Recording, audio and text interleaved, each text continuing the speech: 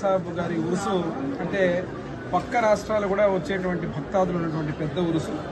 ఈరోజు కొన్ని లక్షలాది మంది వచ్చేటువంటి భక్తులకు ఈ యొక్క ఉరుసు సందర్భంగా ఈ యొక్క శుభాకాంక్షలు మా ఎంపీ గారు, నేను, మా ఎమ్మెగనూరు నియోజకవర్గ ప్రజలే కాకుండా పార్లమెంటే కాకుండా ఇక్కడికి వచ్చేటువంటి భక్తాదులందరూ కూడా శుభాకాంక్షలు తెలియజేస్తున్నాం.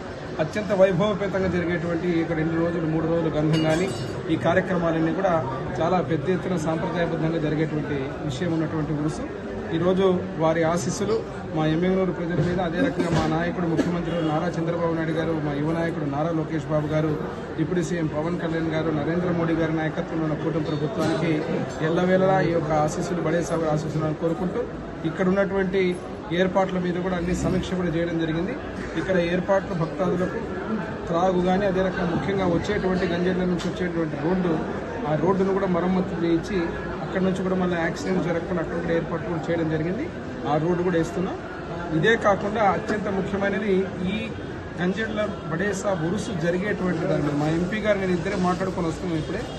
దీన్ని ఖచ్చితంగా డబుల్ రోడ్ చేసే విధంగా ప్రపోజల్ పెట్టి దాన్ని ముందు తీసుకెళ్ళాం. ఇది శాశ్వతమైన వచ్చేటువంటి పని కాబట్టి ఎప్పటికైనా ఈ ఉరుసు అన్నప్పుడు అత్యంత వైభవపేతంగా లక్షలాది మంది భక్తాదులు వచ్చేటువంటి ఈ ఉరుసుకు ఆ రోడ్డు చాలా అవసరమని చెప్పడం జరిగింది. దాన్ని ముఖ్యమంత్రి గారి దృష్టిలో మేమిద్దరం కూడా తీసుకెళ్లి దాన్ని ఖచ్చితంగా సాధించుకుని వచ్చేందుకు పోరాడుతాం తెలియజేస్తూ మరొకసారి బడేసాబ్ ఉరుసు సందర్భంగా, గంజేళ్ల బడేసాబ్ ఉరుసు సందర్భంగా ప్రతి ఒక్కరు కూడా పేరు పేరున శుభాకాంక్షలు తెలియజేస్తూ సెలవు తీసుకుంటాం.